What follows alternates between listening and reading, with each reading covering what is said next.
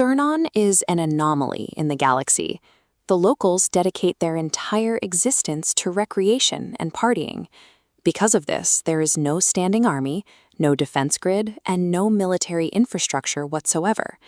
The reason they can party endlessly comes down to their food source. This flowchart shows how Thurnon's native buzzberries interact with the biological system.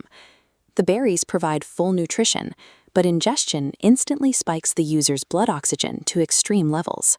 This severe hyperoxygenation induces a state of perpetual, debilitating intoxication.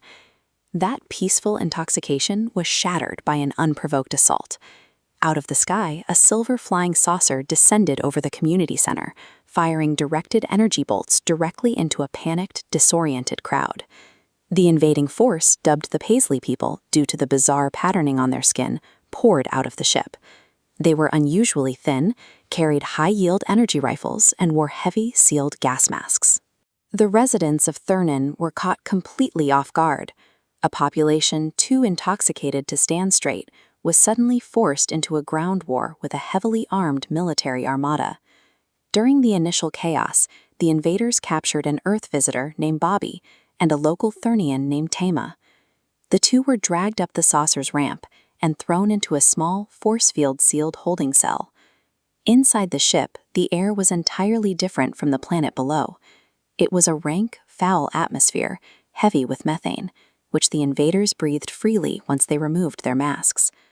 Bobby noticed that when the aliens deactivated the cell's force field to interrogate them, the fresh Thurnian air leaked in, causing the guards to immediately choke and weaken. He realized the invaders were completely incompatible with Thurnon's oxygen-rich atmosphere. They needed those heavy masks to survive outside. When the ship's commander demanded to know the planet's defensive capabilities, Bobby coached Tama to stall. He fed her absolute nonsense, claiming the planet was armed with futon torpedoes and intercontinental ball-lipstick thistles. The complex, meaningless vocabulary confused the aliens. As the commander swayed, physically weakened by the oxygen leaking into the cell, Bobby lunged. He ripped the energy rifle from the leader's hands, fired on the remaining guard, and pulled Tama out of the cell. The invaders had the energy rifles and the numbers, but their survival outside the ship depended entirely on the integrity of those gas masks. Back on the ground, another Earth visitor, Eddie, formulated a counteroffensive based on this exact vulnerability. If they could flood the battlefield with a hyper-concentrated dose of oxygen, the invaders would suffocate inside their own suits. To get that massive dose of oxygen, Eddie located a forbidden local stockpile of thousands of 5-gallon jugs of buzzberry juice. This animated diagram shows a cross-section of one of those jugs.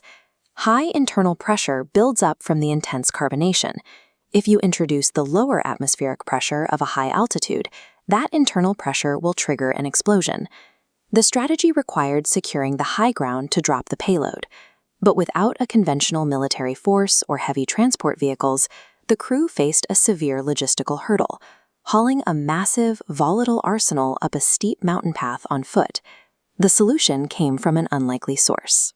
Eyesore, an Earth cat outfitted with covert bionic implants, was strapped into a makeshift harness.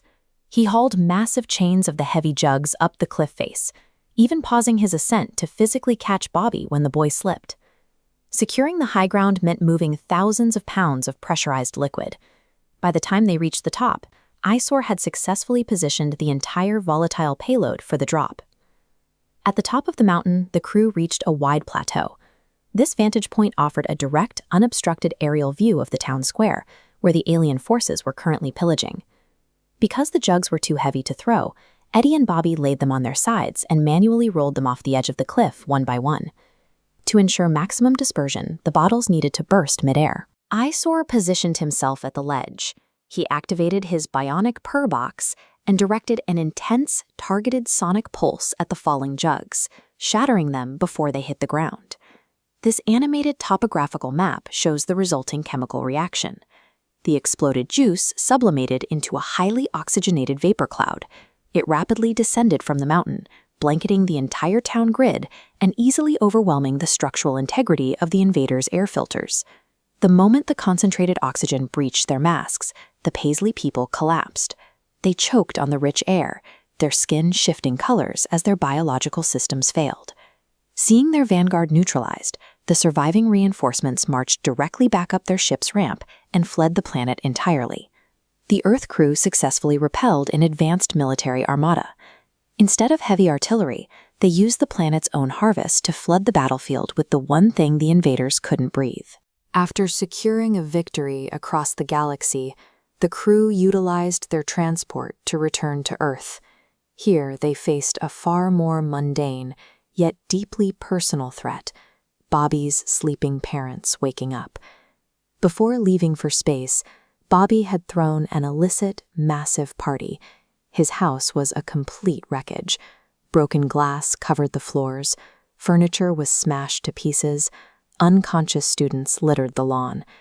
To avoid punishment, Joey utilized his advanced telekinetic abilities to erase the evidence, mentally grabbing the shattered components of the house and snapping the broken glass, wood, and drywall perfectly back into place in a matter of minutes. But other consequences of their extraterrestrial activities could not be magically repaired.